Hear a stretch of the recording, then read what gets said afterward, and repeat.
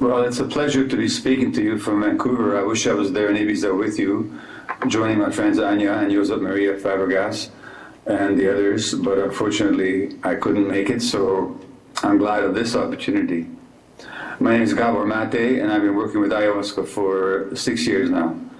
I'm a medical doctor. My background is in family practice, in palliative care, working with terminally ill, and also in working with severely addicted people in Vancouver's downtown Eastside. If during my training as a medical doctor several decades ago, somebody would have told me that I'll be working with a plant from Peru that you drink and it tastes terrible and then it makes you throw up, and this is somehow going to help people overcome illness, overcome depression, overcome anxiety, overcome addiction, I truly would have looked at you like as if you were crazy, and I would not have known what you were talking about. But my experience is, in fact, that although no modality is a panacea, and ayahuasca is not a panacea either, in other words, it doesn't solve every problem for everybody, nevertheless, it's a powerful tool, it's a powerful support, and it has enabled many people to significantly heal from problems that otherwise they didn't know what to do with. Now, from the Western medical point of view, in which I was trained, this is impossible to understand. Unfortunately, medical practice has got this point of view that, not that it knows everything, but that what it doesn't know is not worth knowing. It is a very exclusive point of view. And unfortunately, the point of view of Western medicine in which I was trained excludes many aspects of reality. The fundamental mistake of Western medicine, as of the Western perspective in general, is that it separates things. We separate things from one another. We separate things that in real life are one. Where there's a unity in real life, through the Western perspective, we see separation. When it comes to medical practice, we separate the mind from the body, and we separate the individual from the environment. In the first place, we don't believe that people's psychological lives and their emotional lives have anything to do with their physical illnesses. So we see the body as kind of a discrete, autonomous unit, that it's got that it has its own procedures, its own processes, and its own diseases. And we tend to see these diseases strictly in physical terms. So if somebody has cancer, that's because either they've inherited the wrong genes, number one, or they have ingested or inhaled the wrong chemicals, for example, cigarette smoke, or they simply have bad luck to have physically fallen ill. That there should be a relationship between their lifelong emotional and psychological patterns and their physical illness, that doesn't occur to us. It doesn't occur to us in the case of cancer. It does not occur to us in the case of multiple sclerosis. It does not occur to us in the case of rheumatoid arthritis, neurological diseases like Parkinson's, inflammatory diseases of the bowel like Crohn's disease and ulcerative colitis, or any other physical condition. Similarly, when it comes to understanding mental illness, we think that people basically have bad luck, and usually that they've inherited the wrong genes, like they've inherited a gene for depression, or they've inherited a gene for addiction. So the American Society of Addiction Medicine, for example, defines addiction as a set of behaviors that are compulsive and self-harming. But if you look at their sources, they say that mostly it's a genetic inheritance that causes it. So people just had the misfortune to inherit the bad genes. We separate people's actual lives from their addiction. In other words, it's not their lives that made them addicted, somehow it's their biology. So we see everything in biological terms. In my years of palliative care, family practice, and addiction medicine, I found that these separations are not valid. Number one, we cannot separate the individual and the biology of the individual from their environment. and especially their psychological and social environment. And number two, we can't separate the psychology and emotional life of a person from their physiology. In fact, it's almost too simple in a way. But I've come to understand disease of all kinds, whether of the mind or of the body, really as the outcome or the consequence of childhood pain, childhood experience. Now, how is that possible? How can cancer be the outcome of childhood pain? How can addiction be the outcome of childhood pain? How can mental illness like depression be the consequence of childhood pain? Well, I'm not the only one to think so. There are large-scale population studies in the United States called the Adverse Childhood Experiences Studies that show that the more adversity a child experiences, such as emotional, physical, or sexual abuse, a divorce in the family, the death of a parent, the occurrence of violence in the family, a parent being jailed, a parent being mentally ill. For each of these adverse childhood experiences, the risk of addiction goes up exponentially, so that the more these adversities occur in a child's life, significantly the greater the risk of addiction, also significantly the greater the risk of rheumatoid disease, of autoimmune disease of all kinds, of mental illness, and of cancer. So there's some relationship between early experience and what happens to adults. Now, I certainly found that in palliative care, when I was looking after people with terminal illness, it wasn't accidental who got cancer. The people that developed cancer were people that, number one, had suffered significant adversity in childhood, and they developed certain mechanisms to compensate for that. And the mechanisms they developed to deal with the childhood adversity was to become very emotionally self-suppressed, not to express their emotions, not even to know what they felt. So emotionally very repressed. And they also were people that tended to take on too much. They tended to think that it was their job to solve every problem in the world, and they were responsible for everybody else, but they didn't see how they were hurting themselves. So they had difficulty saying no. So the cancer was a way of their body saying no when they couldn't say no themselves. Why did these patterns develop? Because in childhood, they got the message from their parents that the child's emotions didn't matter, the parents' needs were paramount. The parents didn't mean to give them a message, but they did. So these children grew up compulsively looking after the emotional needs of others and suppressing their own. In the case of addiction, it's very, very clear that addiction is an adaptation to pain. All the people that I worked with in my 14 years as an addiction physician had been traumatized as children. And I was working with a highly addicted population. Every single woman I worked with in those 14 years had been sexually abused as a child. The men had been sexually abused, many of them, or they had been neglected or abandoned, emotionally abused, hurt in other ways.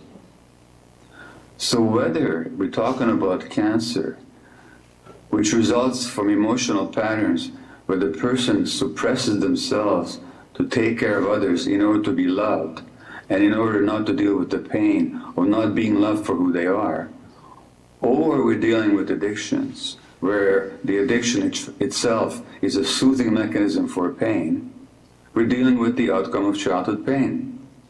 And those of you that have had addictions in your life, an addiction is any behavior that you crave, that you find some pleasure in, but which has negative consequences, and you continue to engage in it, that's what an addiction is, whether it's substance related or not. If you had an addiction in your life, and if you ask yourself, why was I doing it? What was it doing for me? Inevitably the answers are, it soothed my pain. It made me feel less depressed. It made me feel more connected to others. It made me feel more powerful. It made me feel more alive. And then the question we have to ask is, why didn't you feel alive? Why didn't you feel powerful? Why didn't you feel connected to other people? Why did you have so much pain or so much distress that you had to escape from it? And to understand those answers, you can't look at people's genes or people's biology. We have to look at people's lives. And I will summarize this by a quote from an article that appeared in a medical journal a couple of years ago. This journal is called Pediatrics, which is the official journal of the American Pediatric Association. And here's what they say. Social and physical environments that threaten human development because of scarcity, stress, or instability can lead to short-term physiologic and psychological adjustments that are necessary for immediate survival and adaptation, but which may come at a significant cost to long-term outcomes in learning, behavior, health, and longevity. In other words, the way that a child adapts to their early environment, to particularly stress in their early environment, helps them endure the stress in the first place, but it creates problems later on. And that's what I'm saying about all illness, that it all begins as an adaptation to early stress and then creates problems later on. Now, how does that relate to shamanic treatment? How does that relate to ayahuasca? Well, when I first began to understand ayahuasca on my first exposure 6 years ago, I understood two things as a result of my own emotional and physiological response to the plant. I understood that the ayahuasca can show people very deeply what they heard about. In other words, if illness, whether physical illness or psychological illness or mental illness, is the result of running away from a certain pain, but a person doesn't understand that, then the experience with the plant can actually show you the pain that you're running away from. And as Josep Maria Fabregas once told me, if we can revisit our childhood pain, but with the compassion and insight of an adult, we can actually heal that pain. We can take care of that part of ourselves that is hurting. And that seems to be exactly what happens in the ayahuasca experience, because as studies in Barcelona have shown, it seems that the parts of the brain that get enlivened or activated in the ayahuasca experience are, number one, places where childhood memories are stored, childhood emotional memories are stored, but also places where adult insight is located. So in a sense, we're able to accompany our childhood self and go to those painful places, but with the compassion and insight of an adult. And one of my children, and my children have suffered emotional pain as a result of how I was as a parent when they were small. And my daughter, when she had this ayahuasca experience, she said, it's like I went back to all those painful places, but I could see them from the point of view of an adult. So I could see them not just from the perspective of the pain that I experienced, but also from the love that was present, and also the love that I have for myself now, which is exactly what Fabregas told me. So that's the first point, is that we can, with the help of the plant, in the context of a skillfully led ceremony, revisit those places where I develop those coping mechanisms. So if the coping mechanism is that I can't say no to everybody because I need to be loved, and if I'm afraid that if I say no I won't be loved, then we can go back and see where we learned that.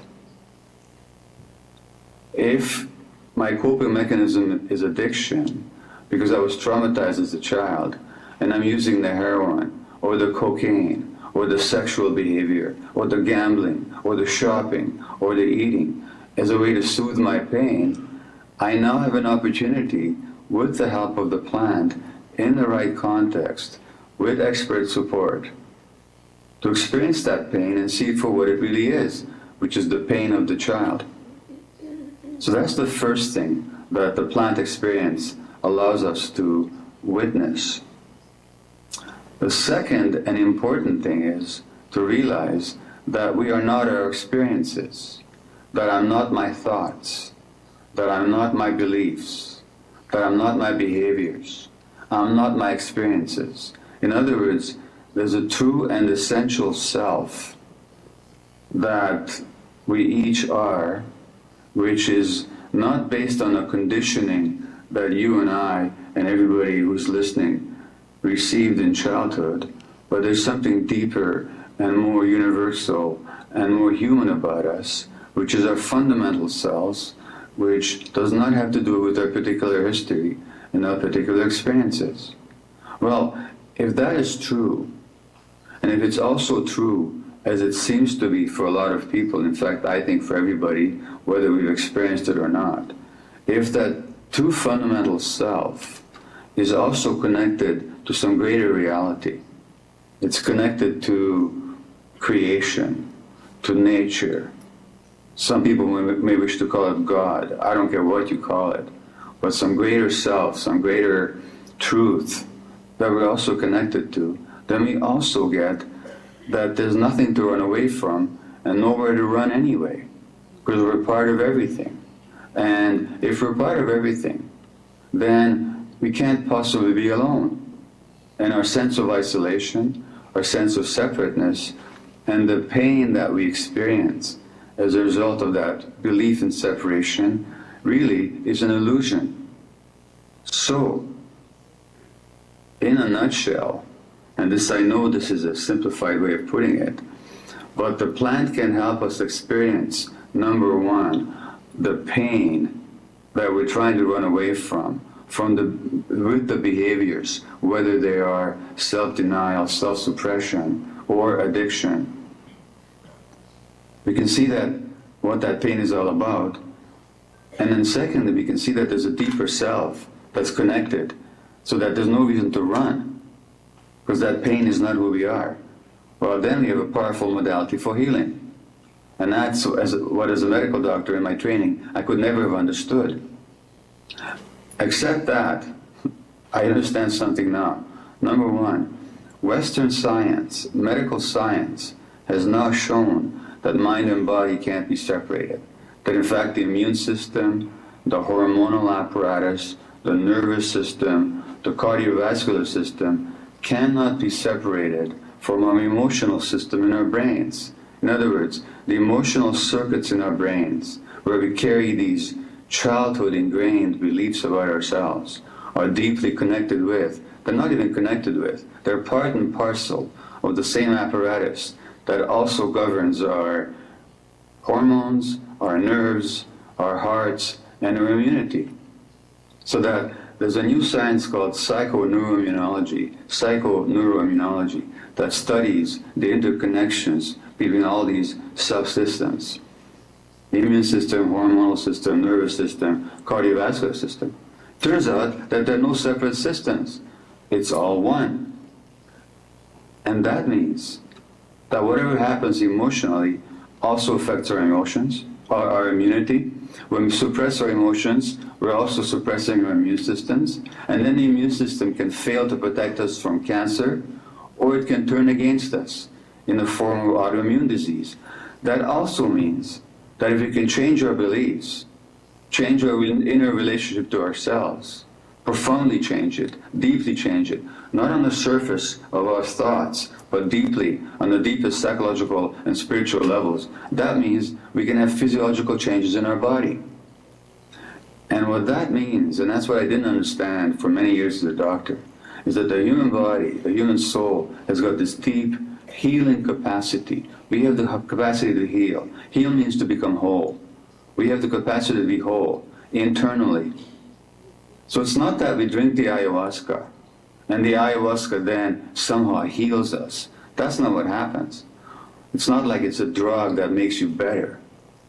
What it is, that under the proper shamanic guidance, and I would say also the proper psychological support, and I'll say something about that in a moment, a person can get in touch with some deep parts of themselves, the healing part, their own healing capacity. So it's not that the ayahuasca heals you, you heal yourself, guided by the insights that the ayahuasca experience can give you. And this is true whether of physical illness or whether it's true for addictions or depression and so on. Now, what is the context?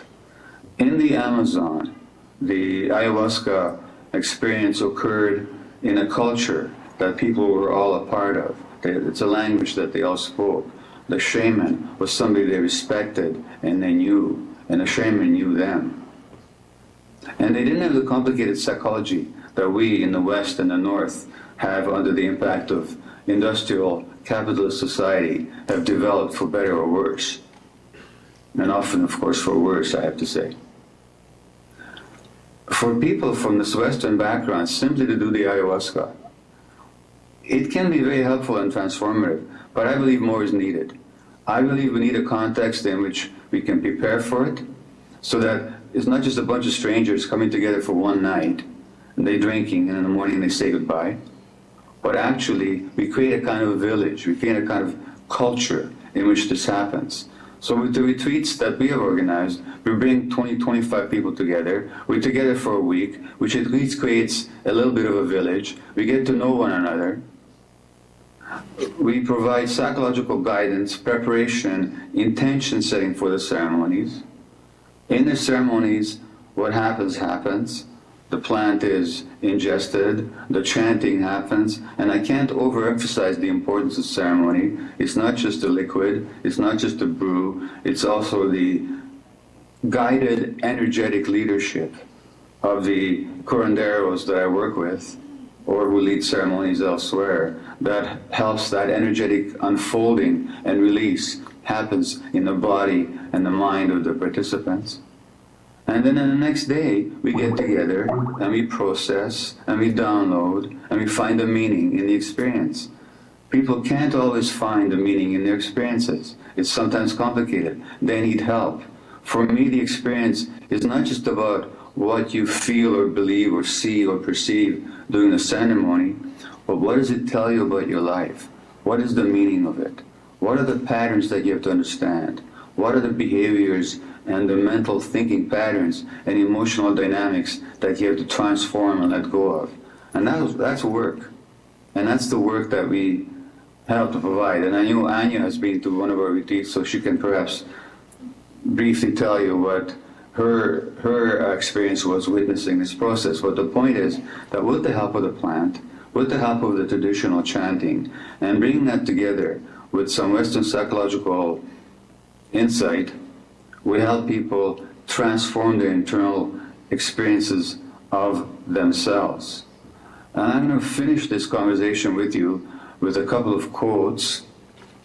One of them is by one of my sons who did an ayahuasca ceremony, and again, due to early childhood experiences, he had a lot of pain and suffered depression. And he writes, "Tonight I experienced my fetal pain, and then I gave it up to the heavens. I've been asking the vine to take me there to my deepest, most fundamental suffering, but it hadn't. And then all of a sudden tonight I was there, feeling the deepest pain I think I've ever felt. It was awful. It consumed me fully. I stayed with it for as long as I could because I knew this is what I needed to experience. And then I came out of it, and without hesitation, I took that pain and released it to the heavens. I told the Creator that she knows exactly what to do with my pain, that I've carried it for so long, and now I'm handing it over to the spirits. From the worst feeling I can ever recall, I was now experiencing one of the most joyful. How wonderful and liberating it is to take my most elemental suffering, to see it fully, and then give it up with full force. If only every other human soul could have the same opportunity to relinquish theirs as well. I couldn't contain my joy. It was pure liberation." Now, being his father, I know exactly what childhood experiences gave this young man the pain that he's been carrying all his life. I know that the pain he's been carrying was the pain that I received in my own infancy, and I won't go into the details of that. And I also know that many of his behaviors were adaptations not to feel that pain. Well, when he allows himself to feel that pain, and when he sees who he is underneath that pain, then he can begin to let go of those behaviors. And that, in a nutshell, is what I have to say about ayahuasca and its healing capacities. In other words, the ayahuasca is not a magic potion. What it is, it's an opening to yourself. And when we truly open to ourselves and we can transform our view of ourselves and our relationship to the world, then, because of the unity of mind and body that Western science has now demonstrated, we can actually transform our bodies as well. Well, thank you for listening to me. I look forward to take part in the panel discussion with my friends and respected colleagues, and I wish you all a great conference in Ibiza. I wish I could be there with you.